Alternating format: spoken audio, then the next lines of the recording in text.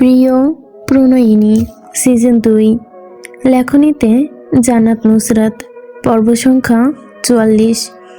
ঘড়ির কাঁটায় টিকটিক করে চলছে আপন গতিতেই। হেলাল সাহেবের সাথে সকাল সকাল ঝগড়া শেষে মনটা ভালো হয়ে গেছে নুসরাতের। নাসির মঞ্জিলে আসার পর বারান্দায় হাঁটলো আর গুনগুন করে গান গাইল। এমন মুহূর্তে লক্ষ্য করলো সৈয়দ বাড়ির অভ্যন্তর হতে বের হওয়া চুনোপুটির মতো মানুষদের।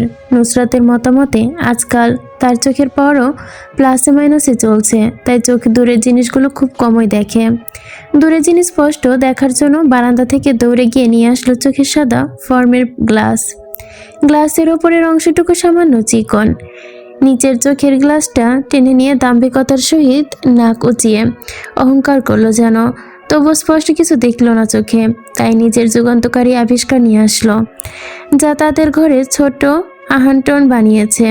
চোখের সামনে দূরবীন চেপে বাড়িতেই চোখ রাখলো। মনে হলো এর চেয়ে ভালো তার চোখ দুটোই। তাই ভণ্ডামি ছেড়ে বারান্দার রেলিং ধরে ঝুলে গেল ওপাশের বাড়ির অবস্থা দেখতে। প্রথমেই লিপি বেগম বের হতে দেখা গেল। ভদ্রমহিলার পরনে নুট কালারের বোরকা, মাথায় একই কালারের হিজাব। পিছু পিছু হেঁটে আসলেন হেলাল সাহেব, কানে মুঠোফোন চেপে ধরে চেঁচালো যেন কোন একটা বিষয় নিয়ে। নুসরাত সময় নিয়ে খেয়াল করলো শ্বশুরবাড়ি যাওয়ার জন্য ভদ্রলোক আজ বেশ সেজেছেন। সচরাচর যেমন তাকে সাজতে দেখা যায় না, ভদ্রলোক আজ বেশি সেজেই বেরিয়েছে মনে হচ্ছে। বাড়ির ফ্রন্টিয়ারে এসে কবজির আটা ঘড়িতে চোখ রাখলো, অতপর আবার উচ্চস্বরে চেঁচালো। চেঁচানোর শেষে ভাব নিয়ে ট্রাউজারের পকেটে এক হাত রেখে দাঁড়িয়ে রইল। মোবাইল ফোনে কথা বলতে আবারও ব্যস্ত হলো।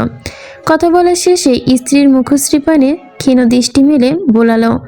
মুখ সজরে আসতে পেতেই খ্যাক করে উঠলেন, বললেন, এসব কি লাগিয়েছ মুখে তুমি লিপি? কেমন লাগছে দেখতে? কেন খারাপ লাগছে? লিপি বেগম ভয়ার্ত স্বরে শুধালেন স্বামীকে। স্ত্রীর কথা কানে না তুলে হেলাল সাহেব নিজেই ফোনের সেলফি ক্যামেরা অন করলেন। লিপি বেগমের মুখের সামনে নিয়ে চেহারা দেখাতে দেখাতে বললেন, দেখো পুরো জিহান্নাতের মতো লাগছে। লিপি বেগম ভেঙচি কেটে বললেন, সুন্দরের কিছু বোঝেন আপনি? না, তুমি একাই বোঝো। হ্যাঁ, বলেই তো হলো। সেজেছি কেন? আপনার মতো বুড়ো বয়সে নায়ক সেজে ঘুরছি না আমি যথেষ্ট ঠিক আছি। ভদ্রলোক হাত দিয়ে মাথার চুল পেছনের দিকে ঠেলে দিয়ে মিষ্টি হাসলেন। আহমিকা মিশ্রিত কণ্ঠে বললেন, নায়কের মতো দেখতে হলে তো নায়কই সাজব। নায়কের লাগাচ্ছেন না আপনাকে দেখে, বুঝেছেন? দেখতে পুরো কার্টুনের মতোই লাগছে। জেলাস কোনো বিষয় না। এত সুন্দর হ্যান্ডসাম চেহারা না থাকলে মানুষ তো জেলাসই হবেই। এটা তোমার একার বিষয় না, পুরো পৃথিবীর মানুষই আমার রূপ দেখে চলে। যত সব ঢং। আমি কেন জ্বলবো? হ্যাঁ, এখন তোমার সব ঢং। সঠিক উত্তর দিচ্ছি না তো, তাই তোমার কথা বলি। তোমার আমাকে কি মনে হয় লিপি? আমি কথা বলতে জানি না? আমি যদি যুক্তি সহকারে কথা বলতে শুরু করি, এই পৃথিবীর কেউ আমার সামনে ঠিকরে দাঁড়াতে পারবে না। লিপি বেগম তেসরা চোখে তাকে মিনমিন করলেন, আপনার মতো আপনার মাথার সমস্যা, সেই ঠিক করতে পারবেন। হেলাল সাহেব শুনলেন না, কপাল ভাঁজ ফেলে খ্যাক করে জিজ্ঞেস করলেন, কিছু বললে লিপি? ভদ্রমহিলা দুপাশে মাথা নাড়িয়ে বোঝালেন, কোনো কিছু বলিনি। এই লোকের সাথে কথা বাড়ানোর মানে নিজের পায়ে নিজে কুড়াল মারা। আর তিনি এক পাগল না এই মাথায় দোষালা লোকটির সাথে কথা বাড়াবেন? তাই কথা না বলাই যুগসই মনে হলো। স্ত্রীর সাথে এমন চোট ঝগড়া করার ইচ্ছা থাকলেও তা সম্ভব হলো না। তাই হেলাল সাহেব সৈয়দ বাড়ির দোতলা পানে তাকে বিকট শব্দে চেঁচালেন, এই আরস, ঘুম এখনো হয়নি তোর? অপর পাশ থেকে শব্দ আসলো না। নুসরাত গালে হাত দিয়ে তাকে মুগ্ধ চোখে রইল। এরা কি সুন্দর করে বিনোদনমূলক ঝগড়া করে, দেখেই মজা লাগছে। এর মধ্যে সৈয়দ বাড়ির ভেতর থেকে কালো কালার এক জোড়া ক্রিস্টিয়ান ডিজোর এর স্লিপার আর আরঙের হ্যান্ডেলভার কালারের কামিজ পরে বের হয়ে আসলো ইসরাত। মাথায় হিজাব বাঁধা, ড্রেসের সাথে ওড়না এক পাশে ফেলে রাখা। তড়িঘড়ি করে আসতে দেখি হোঁচট খেল সদর দরজার সামনে। হুট করে আগলে তার বাহু ধরে নিল জাহিন। নুসরাত ভালো করে আরেকটু তাকঝাক দেখার জন্য রেলিংয়ে ঝুলে গেল। চোখ দাবিয়ে তাকাতে দেখল মিলন সদর দরজার সম্মুখে সৃষ্ট একটি লম্বা গারণের প্রতিবিম্ব। চোখের আকাশ সরু, নিজের অক্ষি কঠোরের অর্গত হলো দরজা দিয়ে বেরিয়ে আসা লম্বাটে গরনের লোকটাকে। গায়ে কালো কালার ট্রাউজার, ফুল সিভার সাদা টি শার্ট জড়ানো। আজ রোদ কড়াভাবেই উদয় হয়েছে বাহিরে।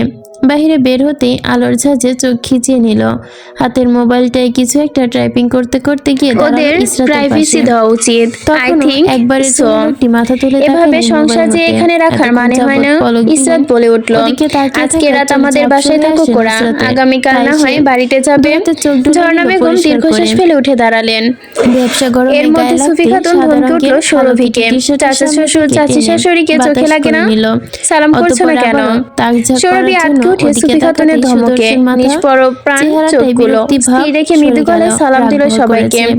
সুফি খাতুন বলতে নিলেই পা ধরে সালাম করো। তারপর নুসরাত আড়মোড়া ভেঙে বলে উঠল, অনেক হয়েছে রীতিনীতি, ভাই এখন ঘুমানোর প্রয়োজন, আগামীকাল সবকিছু হবে, আজকের জন্য এটুকুই অনেক বেশি। এখন যে যা রুমে যা, তো আমার আর ভাল লাগতেছে না। হয়তো জিজ্ঞেস করলো কি। নুসরাত এমন করে তাকানোতে হকচকিয়ে উঠল। সে ধরতে পারেনি লোকটি এত তাড়াতাড়ি তার দিকে ফিরবে। চোখের দৃষ্টি এতটাই ধারালো যেন ওই দাঁড়িয়ে থাকা নুসরাতের এক ফোর ও ফোর হয়ে করে দিবে।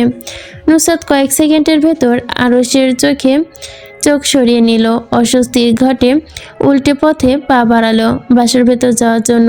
চোখ বন্ধ করে নিজের অস্বস্তি কমাতে চাইল। মনের হলো চোখের পাতায় আরশের ফিরে তাকানোর দৃষ্টিটুকু এখনো ভাসছে। সারা জীবন সে মানুষের চোখের দিকে তাকিয়ে অস্বস্তিতে ফেলেছে। আজ সে আরশের দৃষ্টিতে পড়ে অস্বস্তির ঘাট হয়ে যাচ্ছে। কতটুকু উপলব্ধি হতে হবে তা ভেবে হতবাক হলো। নিজের মনে দোলা চাপা চেপে খুবই সতর্কতার সহিত ঘাড় বাঁকালো। একবার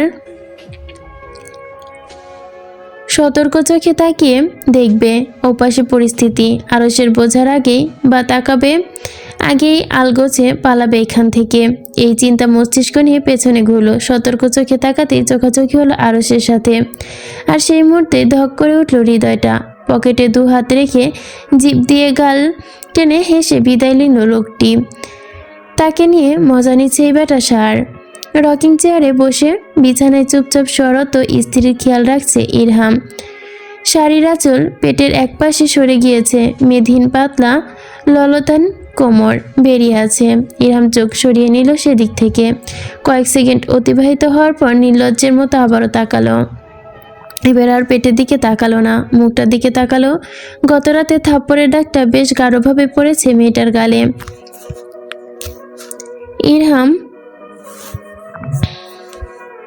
ঠোঁট চোখা করে ইস জাতীয় একটু দুঃখজনক শব্দ উচ্চারণ করলো। হাত বাড়িয়ে ছুঁয়ে দিতে চাইলো দূরে শুয়ে থাকা মেয়েটার গাল। অত দূরত্ব কি আর সম্ভব হলো? সম্ভব হলো না।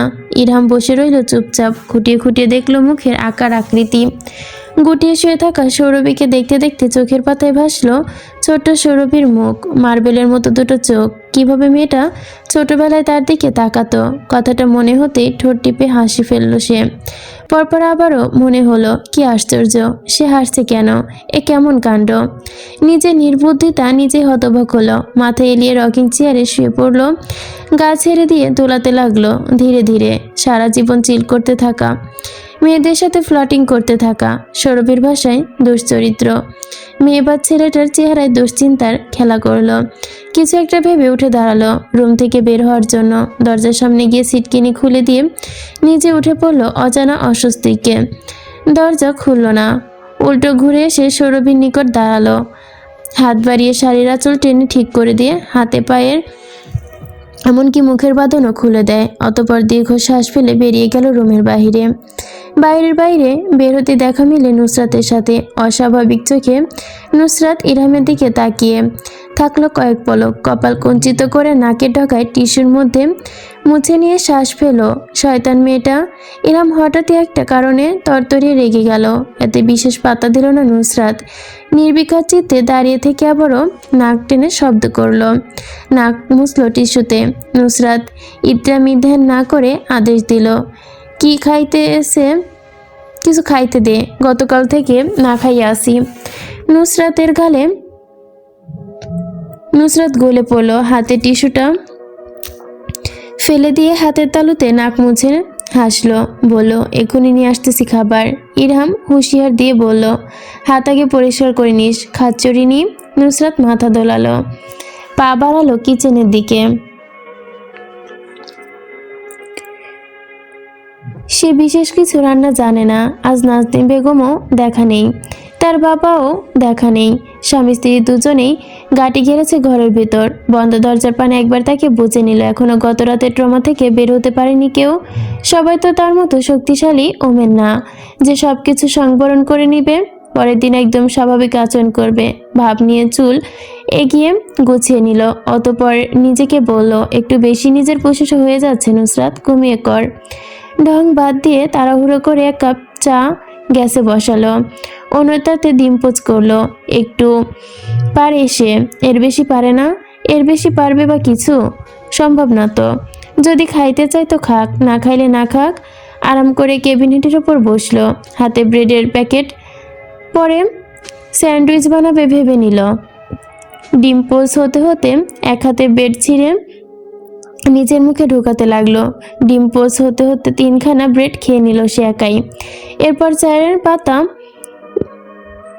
দিয়ে স্যান্ডউইচ বানানোর জন্য ব্রেডের পুরো প্যাকেট একাই সাবার করে দিল। ভাবনায় ডুবে থেকেই প্যাকেট হাতে দেখলো, আরেক টুকরো বের করে মুখে ঢুকানোর জন্য কিছুই মিলল না। আবারও অবাক চোখে তাকিয়ে দেখলো প্যাকেট পুরো খালি, ব্রেডের প্যাকেটে কিছু নেই। নিজের চোখে পেটে দাঁত গোলাতেই যেন বিশ্বাস করতে পারছে না, এই এতটুকু প্যাকেট সে একাই খেয়ে নিল।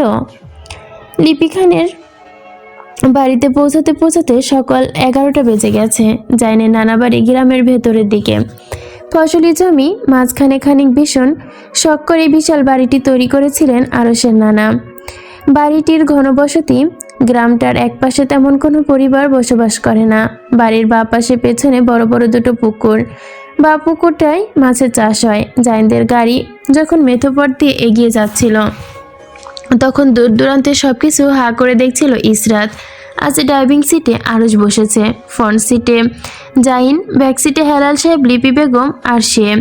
শ্বশুর শাশুড়ির মাঝখানে আরাম করে খরগোশছানার ন্যায় মুখ বানিয়ে বসে আছে। নড়াচড়াবিহীন বাইরের দৃশ্য দেখতে ভালোই লাগছে।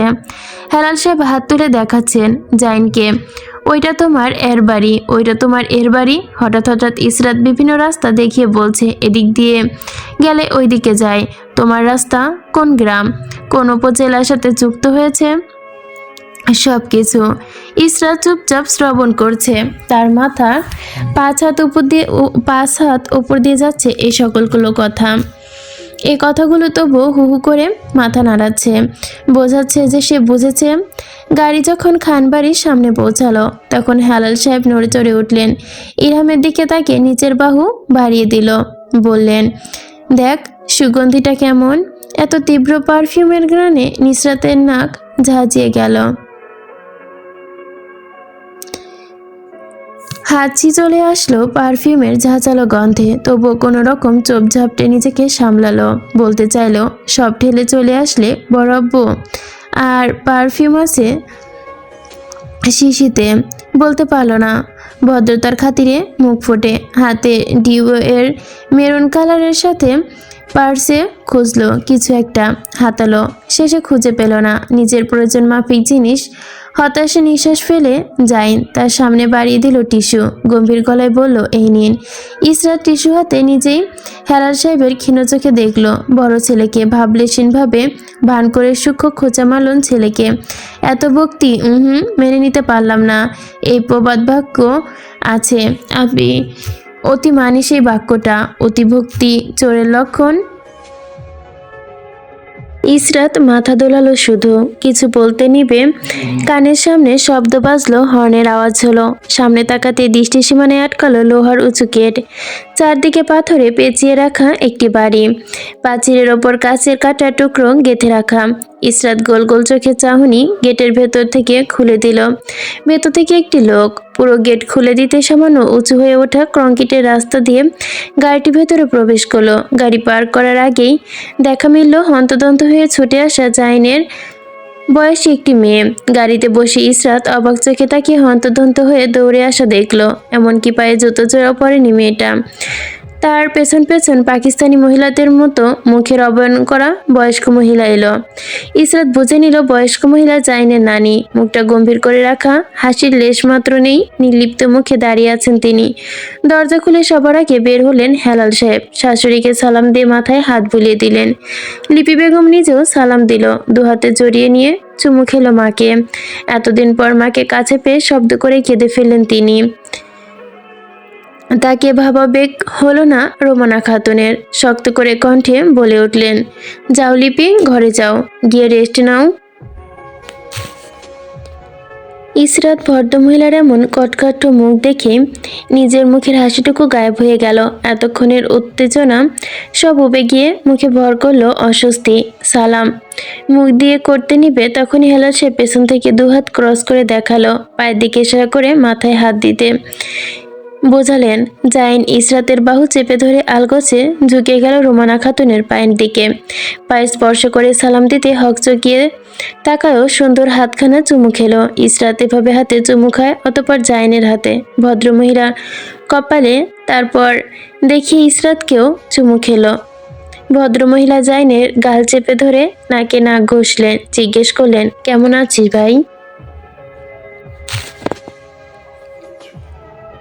জাইন মাথা নাড়ল শুধু। আরস মুখ দিয়ে সালাম করে দুহাতে বুকে জড়িয়ে নিল ভদ্রমহিলাকে।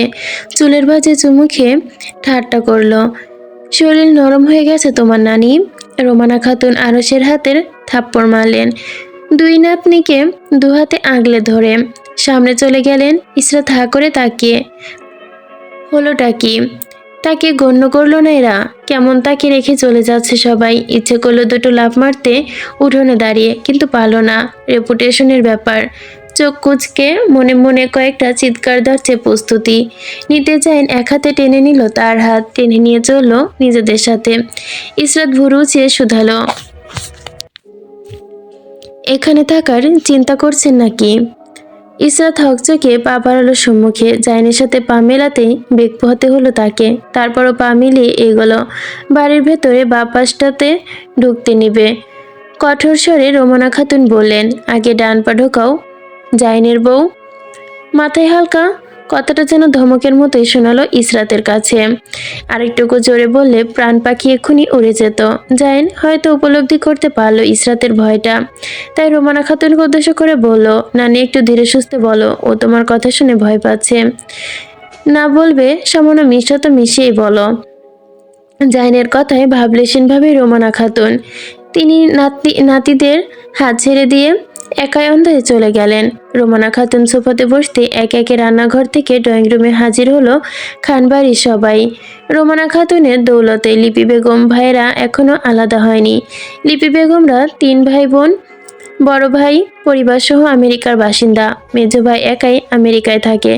পরিবারকে শীঘ্রই নিয়ে যাবে নিজেদের কাছে, ইচ্ছা আছে। আর যে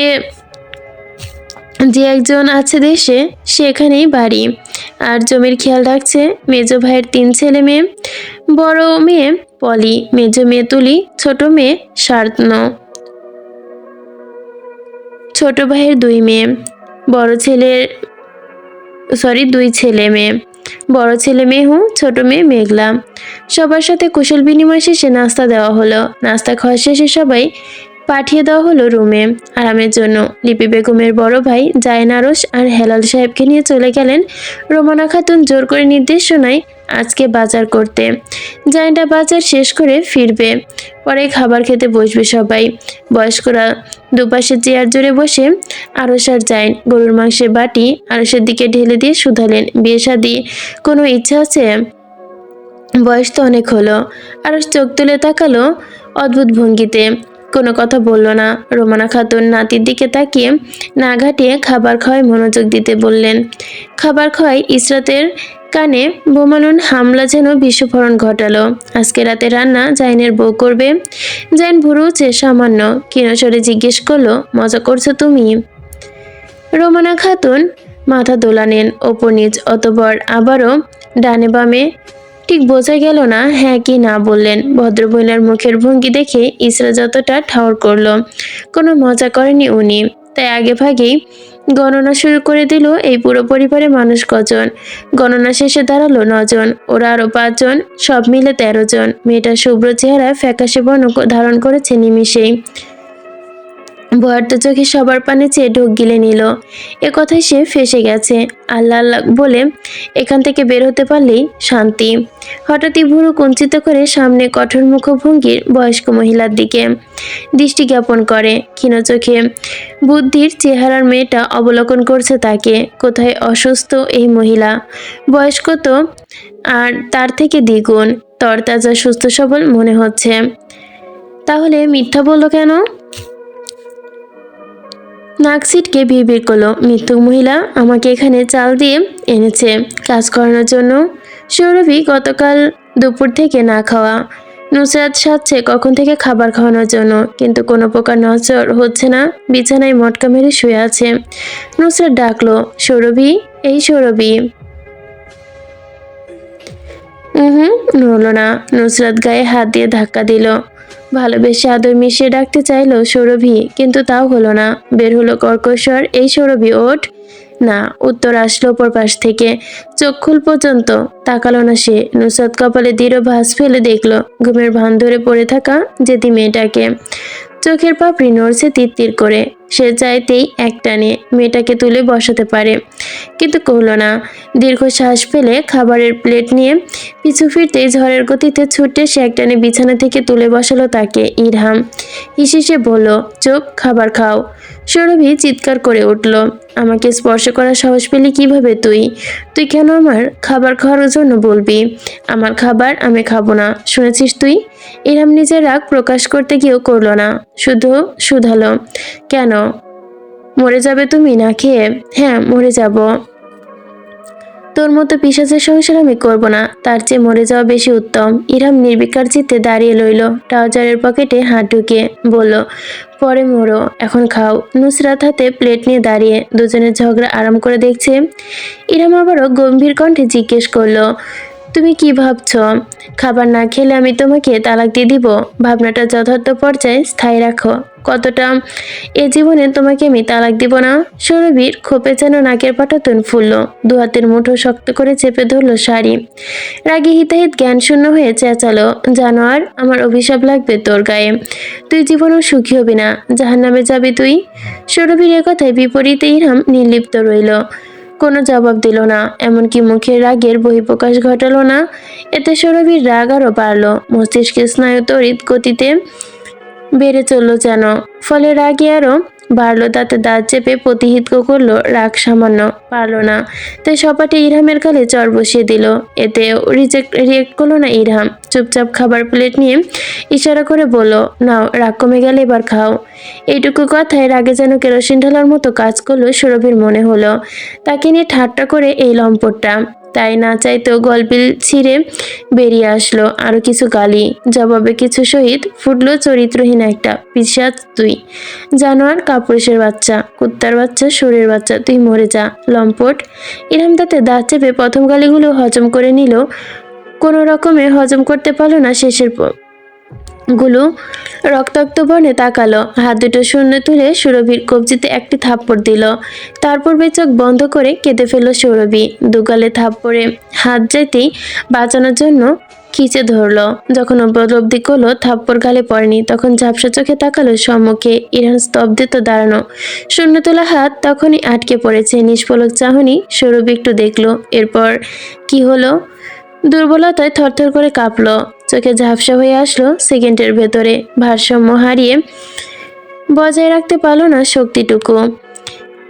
কিছু ধরার না পেয়ে হাত ঠেকরে খড়কুটো ন্যায় এগিয়ে এলো। পা নিজের স্থান থেকে ঢলে পড়লো সামনের দিকে। পড়লো উল্টে সে। অবচেতন মনে অনুভব করলো ব্যথা পাবে না, তবে মিথ্যা প্রমাণ করে দিয়ে ব্যথার লেশন পেল না। সৈয়দ বাড়ির ভোরের আলোর ফোটার পর চোখে লেগেছে ঝর্ণা বেগমের। ঘন্টা তিনেকের মতো ঘুমিয়ে পড়েছে। এরপর ঘুম থেকে উঠে আবারও আহাজারি করে কাঁদছেন। কপাল চাপড়ে কাঁদছে আর বলছে এই ছেলেকে তিনি পেটে ধরেছেন, এই দিন দেখার জন্যই। তার আগে কেন তার মরণ হলো না? শোয়েব সাহেব রকিং চেয়ারে আরাম করে বসে বই পড়ছেন। চোখে চিন্তার কোনো ছাপ নেই, চোখে শুধু একটা চিকন লেন্সের চশমা। যা দিয়ে তিনি বই পড়ছেন, স্ত্রীর কান্নায় বই পড়ার ব্যাঘাত ঘটে। তাই বিছানায় বসে হাই হুতাশ করা স্ত্রীকে একবার তাকিয়ে দেখলেন, নির্লিপ্ত কণ্ঠে বলল, নিজেকে দোষ দিচ্ছ কেন? ঝর্ণা বেগম হু হু করে কেঁদে উঠলেন। বললেন, আমি ওকে ঠিকমতো শিক্ষা দিতে পারিনি, এজন্য আজ এমন হয়েছে। সব দোষ আমারই সব। শোয়েব সাহেব স্ত্রীকে মোটেও দোষ দিলেন না, বললেন, ভেবে নাও ভাগ্যে এমন ছিল। আমরা কি করতে পারি? যাও কিছু খেয়ে নাও, নাহলে তোমার শরীর খারাপ করবে। গতকাল থেকে কিছু খাওনি? খাবার টেবিলে রোহিণী গোমরা মুখে খাবার সাজাচ্ছে। কোনো রকমে বাড়িটা নীরব হয়ে আছে আজ। আহান চেয়ার টেনে বসলো খাবার খাওয়ার জন্য। চেয়ার টানার শব্দটুকু জোর হতে রোহিণী বেগম আঁতকে উঠে প্রায়। আহানকে দেখে বৌমাকে ধরে ধরে নিয়ে আসতে বলেছে চাচু। চোখে চোখ সরিয়ে টেবিলেটে চুপচাপ প্লেট টেনে নিয়ে নিজের প্লেটে। কানে আসলো ঝর্ণা বেগমের নাক টেনে কান্নার শব্দ। উনি খাবার মুখের সামনে নিয়ে ভেবে করে কাঁদছে আর বলছে, আমার বাচ্চাটা গতকাল থেকে না খাওয়া, সকালে খেয়েছে কিনা কে জানে। আন বিড়বিড় করলো, গতকাল রাতে যতটুকু মার খেয়েছে ভাই, তাতে আগামীকাল দুদিন না খেলেও পেট ভরা থাকবে। ঝর্ণা বেগম পরোটা ছিঁড়তে গিয়েও আবারও হু হু করে কাঁদলেন। আহানের গালে হাত দিয়ে দেখলো বৌমা নাকি কান্না করছে। বুঝতে পারলো না তার চোখ জ্বালা করছে। চাচিকে কাঁদতে দেখে তাই চোখের পলক ফেলে নিজের চোখে পানি লুকিয়ে নিল। নিজের কাছে একটা প্রতিজ্ঞাবদ্ধ সে মিনমিন করে আওড়ালো, আমি কোনোদিন আব্বু আম্মু বৌমা চাচুদের কষ্ট দিব না, যাই হয়ে যাক না কেন। পড়াশোনা করে সবার মুখে হাসি ফোটাবো। ঝড়ের গড়িতেই এই খাবারটা নুসরাতের হাতে পৌঁছালো।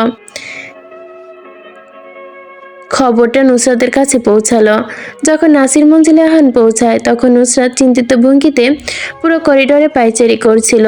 তবুও তাকে দেখতে নুসরাত ভুরু উঁচিয়ে শুধালো, কি বলবি বল? তুমি কিভাবে বুঝলে আমি কিছু বলতে চাই? আমি the one of only Nusrat Nasir. মানুষের মুখ দেখে বুঝে যায় মানুষ কি উপলব্ধি করছে বা কি বলতে চাইছে। আর নুসরাতকে জানালো তার ভবিষ্যতের ভাবনাটুকু। নুসরাত কিঞ্চিৎকাল আহানের দিকে তেসরা চোখে তাকিয়ে থাকলো, পরক্ষণে পেট চেপে হেসে উঠল।